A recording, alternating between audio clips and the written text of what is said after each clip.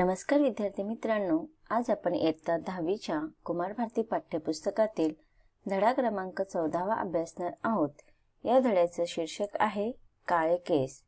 काळे केस या पाठाचा हा सेशन क्रमांक पहिला आहे।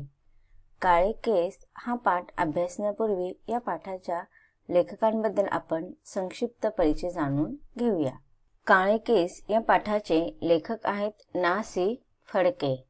ना. सी. फडके यांचा जन्म 1894 मध्ये झालेला आहे आणि यांचा मृत्यू 1978 मध्ये झालेला आहे।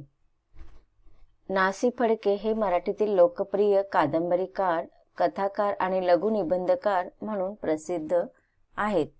कलेकरिता कला हा पक्ष सातत्याने मांडणारे समीक्षक म्हणून ते ओळखले जातात। लघुनिबंध किंवा गुजगोष्टी या वाङ्मय प्रकाराचे आद्य प्रवर्तक म्हणून ते ओळखले जातात। लघुनिबंध म्हणजेच आपण त्याला ललित निबंध सुद्धा असे म्हणतो। मग ह्या ललित निबंधालाच त्यांनी लघुनिबंध किंवा गुजगोष्टी या ज्या साहित्याचे वेगवेगळे जे प्रकार आहेत त्याचे हे जनक म्हणून सुद्धा ओळखले जातात।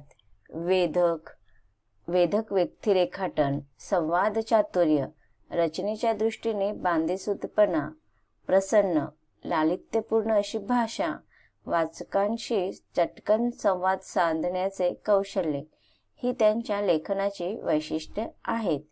त्यांचे दौलत, जादूगार, प्रवासी, अखेरचे बंड इत्यादी 100हून अधिक कादंबऱ्या प्रसिद्ध आहेत। गुजगोष्टी, धूम्रवलय हे लघुनिबंध संग्रह लेखक ना. सी. फडके यांचे प्रसिद्ध आहेत। प्रतिभा साधन, प्रतिभाविलास हे लेखन प्रसिद्ध आहे। 1940 साली रत्नागिरी येथे भरलेल्या मराठी साहित्य संमेलनाचे ते अध्यक्ष होते। 1962 साली भारत सरकारने लेखक ना. सी. फडके यांना पद्मभूषण हा किताब देऊन त्यांचा गौरव केलेला आहे। तर अशा रीतीने आपण लेखकांचा संक्षिप्त परिचय जाणून घेतलेला आहे। आता या पाठाचा आशय आपण समजून घेऊया। काळे केस या लघुनिबंधामध्ये लेखकाने स्वतःच्या अजूनही काळ्या राहिलेल्या केसांच्या निमित्ताने त्यांच्या मनामध्ये येणारे खुसखुशीत असे शैलीमध्ये प्रकट केलेला हा पाठ आहे। प्रस्तुत पाठामध्ये लेखकाने एक विशिष्ट प्रकारचे शैली आपल्या समोर व्यक्त केलेली आहे। त्यांना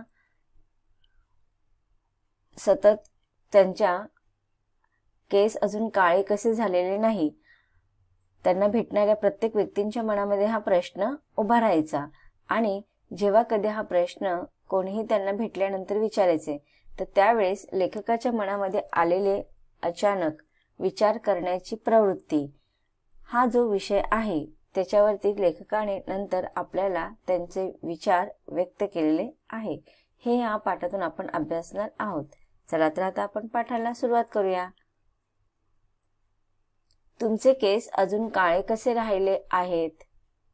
मला भेटावयास आलेल्या त्या गृहस्थांचा प्रश्न ऐकून मला आश्चर्य वाटलं नाही। आता बघा, लेखकाला जो कोणी भेटायला यायचा किंवा जेव्हा कधी कोणीही गाठभेट लेखकाबरोबर अचानक व्हायची तर समोरचा व्यक्ती, गृहस्थ म्हणजे व्यक्ती, तर ते त्यांना नेहमी काय प्रश्न विचारायचे की तुमचे अजून केस काळे कसे झालेले नाही, काळे कसे राहिले आहेत। म्हणजेच लेखकाचे कदाचित वय झालेलं असेल आणि त्यांचे केस सफेद झालेले नसतील, म्हणून त्यांना जो कोणी भेटत असेल ते त्यांच्या ह्या काळ्या केसांबद्दल नेहमी त्यांना हा एकच प्रश्न अधिकतर विचारला जात होते। म्हणून लेखक म्हणतात की आता जो कोणीही त्यांना गृहस्थ भेटतो आणि त्यांना जेव्हा असे विचारले जातात की तुमचे केस अजून काळे कसे राहिलेत, त्यामुळे त्यांना आता ह्या प्रश्नाची इतकी काही सवय झालेली आहे की त्यांना आता कोणीही समोरून असा प्रश्न जर विचारला तर त्यांना आश्चर्य वाटत नाही।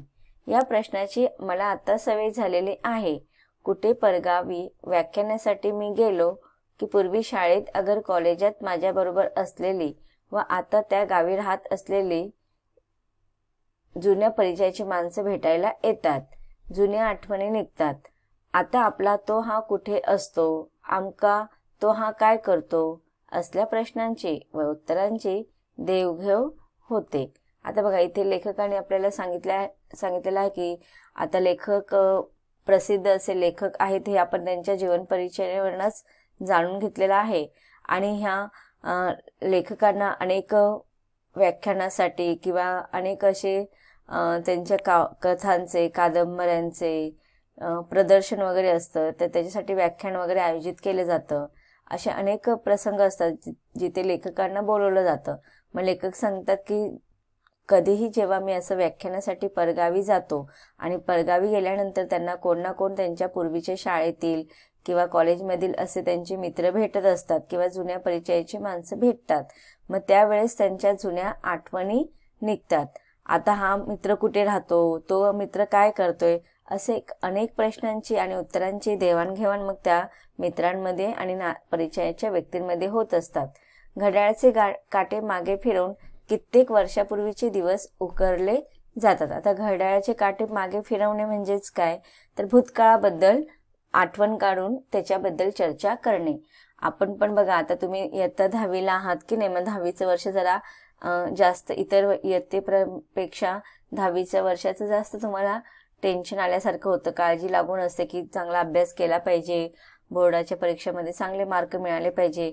या अगोदरच्या इयत्तेच्या परीक्षा कशा तुमच्या शाळेमध्येच व्हायच्या आणि त्याचे मार्क्स वगैरे कसे शाळेतले शिक्षक वगैरेच द्यायचं, त्यामुळे तुम्हाला इतकं काही टेन्शन नसायचं. आणि आता 10वीच्या वर्षाला गेल्यापासून तुम्हाला थोडं काळजी वाटत असेल आणि त्यावेळेस तुम्हाला असं वाटतं की अरे अगोदरच्या जे पहिलीपासून ते 9वी पर्यंत जो काही आपलं वर्ष गेलेले आहे, तर त्याबद्दल तुम्हाला आठवण येते तुमच्या अगोदरच्या इयत्तांची आणि तुम्ही केलेल्या त्या वर्गांमध्ये जे काही धमाल वगैरे केलेले असतात वगैरे मित्रमैत्रिणींबरोबर, तर ते सगळं तुम्हाला आठवत असतात. म्हणजे तो काळ तुम्हाला आपल्याला जो आपला भूतकाळ होऊन गेलेला असतो तो आपल्याला फार आवडतो.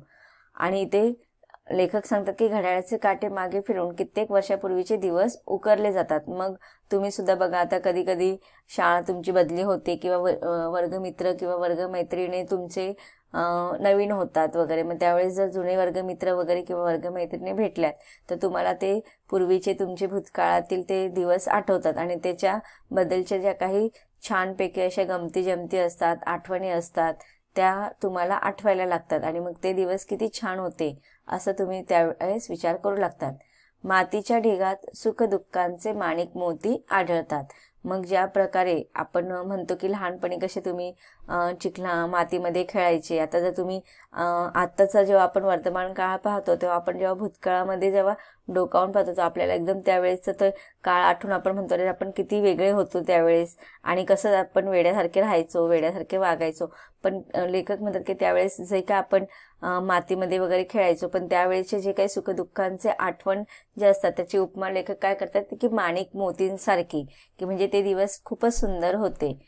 त्याकडे निहाळून पाहताना सुस्कारे सोडण्यात आल्हाद वाटतो. आणि आपण म्हणतो बघा, जेव्हा आजचा आपण वर्तमान काळात जगत असताना आजचा आपल्याला जो काही अनुभव आलेला असतो त्या अनुभवापेक्षा आपल्या भूतकाळातील अनुभव खूपच सुखद असतो आणि तो जेव्हा आपल्याला आठवत असतो तर ते मनाला एकदम सुंदर, छान, आल्हाददायक करून जातं.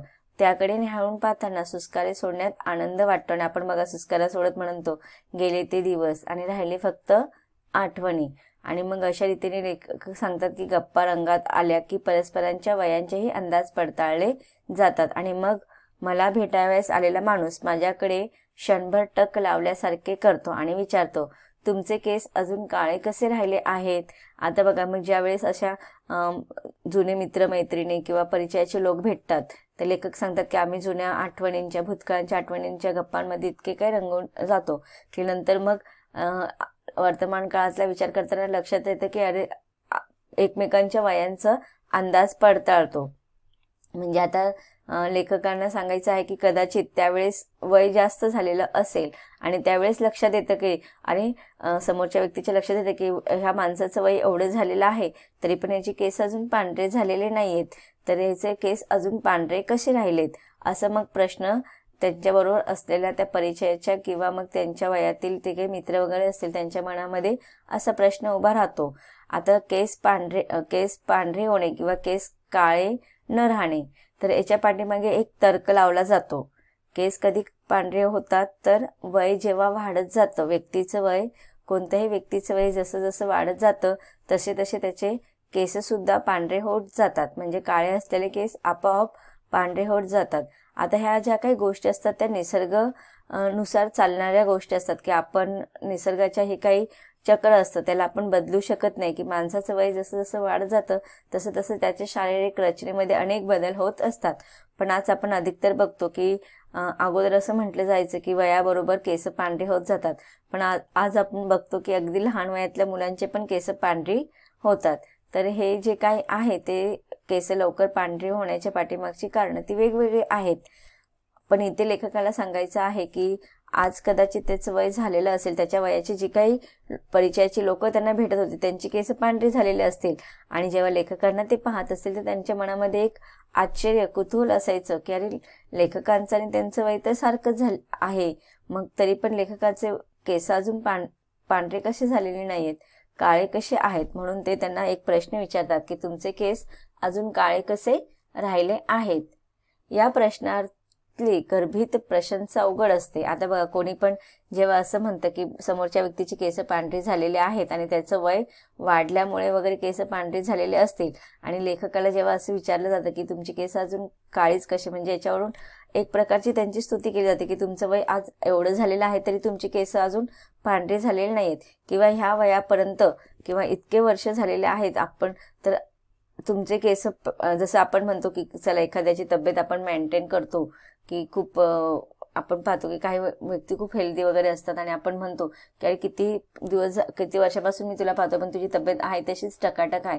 तसंच एक जेव्हा काळ्या केसांबद्दल कोणी प्रशंसा केली जाते ती समोरच्या व्यक्तीची एक प्रकारची स्तुती असते. त्यामुळे लेखक म्हणतात की हा प्रश्नापाठीमागे त्या कुठे ना कुठे त्यांची प्रशंसा किंवा त्यांची स्तुती त्यामध्ये सामावलेली असते. मग ते लेखक म्हणतात की हे सगळे जे काही कोणी परिचयाची व्यक्ती वगैरे भेटतात ते उघड त्या प्रश्नांच्या माध्यमातून लेखकाची एक प्रकारे प्रशंसाच करत असतात. स्तुती निंदेची पर्वा न करणारा मी, पण ही तारीफ ऐकून मला बरे वाटते. आता लेखक म्हणतात की बघा लेखकांचं जीवनच असं असतं की त्यांनी इतर लोक जे काय बोलत असतात कधी स्तुतीने कधी निंदेने त्यांच्यावरती नेहमी टीका टिप्पणी चालूच असते, पण लेखक जे असतात आणि बरेच अशी लोक असतात की ते लोकांच्या निंदेची आणि स्तुतीची आपल्या मनावरती आपल्या विचारांवरती कोणत्याही प्रकारचा परिणाम होऊन देत नाही. पण लेखक म्हणतात की समोरच्या व्यक्तीकडनं जेव्हा अशा प्रकारची स्तुती प्रशंसा किंवा तारीफ त्यांच्या केसांबद्दल ते ऐकतात तेव्हा त्यांना जरा कुठे ना कुठे बरं वाटतं, आनंद होतो. मी हसतो व गप्प बसतो किंवा दुसरा विषय काढतो. मग अशा वेळेस लेखक काय करतो की आता ते थोडी त्यांना त्यांची केस काळी आहे त्याच्या पाठीमागे ते विशेष असे काही त्यांच्याकडे निगा वगैरे केसांची राखत नव्हते, पण त्यांच्याकडे त्या प्रश्नाचं उत्तर नसल्या कारणाने ते आणि समोरच्या व्यक्तीने त्यांची स्तुती केल्यामुळे ते काय करतात हसतात, आणि किंवा मग त्या विषयावरती ते काहीच बोलत नाही, गप्प राहतात किंवा मग ते दुसरा विषय काढतात. प्रश्न विचारणाऱ्या माणसाला उत्तर हवंच असतं असं नाही. कधी कधी एखादा समोरचा व्यक्ती सहजतेने एखादा प्रश्न विचारतो पण त्याला त्या प्रश्नाचं उत्तर अपेक्षितच असतं, म्हणजे ते समोरच्या माणसाने दिलंच पाहिजे अशी काही अपेक्षा नसते. कारण की हे असे काही प्रश्न असतात की सर्वसामान्य असतात, त्याचं उत्तर मिळालं नाही मिळालं तरी लोकांना काही फरक पडत नाही. मग अशाच प्रकारचा हा प्रश्न असल्या कारणाने लोकांना काही त्यांची उत्तरं नाही दिली तरी ते दुसरा विषय काढल्यावरती त्या गप्पांमध्ये रंगून जायचे. तुमचे केस अजून काळे आहेत ही मोठी आश्चर्याची व भाग्याची गोष्ट आहे एवढंच त्याला म्हणायचं असतं. तुमचं हे बोलणं ऐकून मला आनंद झाला एवढा अभिप्राय माझ्या हसण्यात व्यक्त झालेला असतो. त्यांचा हेतू साधलेला असतो, माझं कर्तव्य मी केलेलं असतं. मी विषय बदलला तरी त्यांची हरकत नसते. मग आता लेखक म्हणतात बघा आज आपण पाहतो की अधिकतर लहान वयामध्ये सुद्धा अनेक लोकांचे केस पांढरे झालेले असतात. तर आज केस पांढरे होणे हे एक काही मोठी अशी आजारपणाची किंवा खूपच सिरियस होण्याची अशी गोष्ट नाहीये.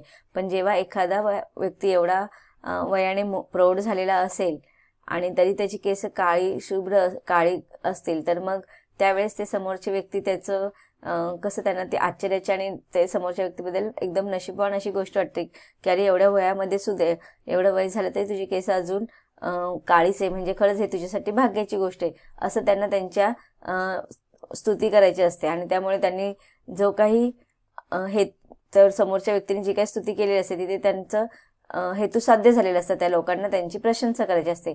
आणि लेखकाने पण त्यांचं कर्तव्य पूर्ण केलेलं असते की समोरच्या व्यक्तीने जेव्हा स्तुती केलेली असते तेव्हा ते हसतात त्या स्तुतीवरती ते हसतात. त्यामुळे लेखक म्हणतात की मी सुद्धा त्यांनी केलेल्या स्तुतीवरती माझं कर्तव्य पूर्ण केलेलं असतं. त्यामुळे समोर दोघांचाही हेतू साध्य झालेला असतो आणि त्यामुळे लेखकाने जरी त्यांच्या प्रश्नाचं उत्तर न देता विषय जरी बदलला तरी कोणाला काही हरकत नसते, कोणाला काही समस्या नसते. तर विद्यार्थी मित्रांनो, पाठाच्या या भागामध्ये आतापर्यंत आपण काय शिकलो? या भागामध्ये पाठाच्या सुरुवातीला आपण लेखकांचा संक्षिप्त परिचय जाणून घेतलेला आहे आणि त्यानंतर लेखकाच्या काळ्या केसांबद्दल अनेकांच्या मनामध्ये कशा रीतीने आश्चर्य असायचं आणि त्याचा लेखकाच्या मनावरती काय परिणाम व्हायचा याचं वर्णन ते करत आहे. अजून आपल्याला लेखकांच्या या काळ्या केसांबद्दल जे काही कुतूहल आहे त्याच्या पाठीमागचं कारणही आपल्याला ओळखून घ्यायचं आहे, परंतु त्याचा अभ्यास आपण पाठाच्या पुढील भागामध्ये करणार आहोत. धन्यवाद.